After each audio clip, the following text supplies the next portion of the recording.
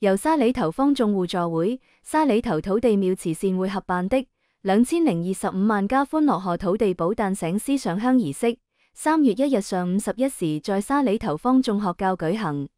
沙里頭坊眾恭祝土地寶誕籌委會主席黃華強表示，土地公誕辰，即是土地信俗，於2021年成功列入國家級非物質文化遺產代表性項目名錄。借此向世界推廣土地信俗文化，向世界華人展示澳門廟宇節慶文化的傳承與保育成績。同時，澳門特區政府榮獲東亞文化之都，在未來日子，希望社會各界支援、保護及宣傳傳統廟宇節慶文化，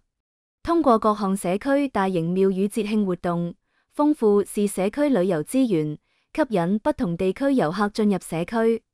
盤活社區經濟，擦亮澳門金名片。現場多名政府官員、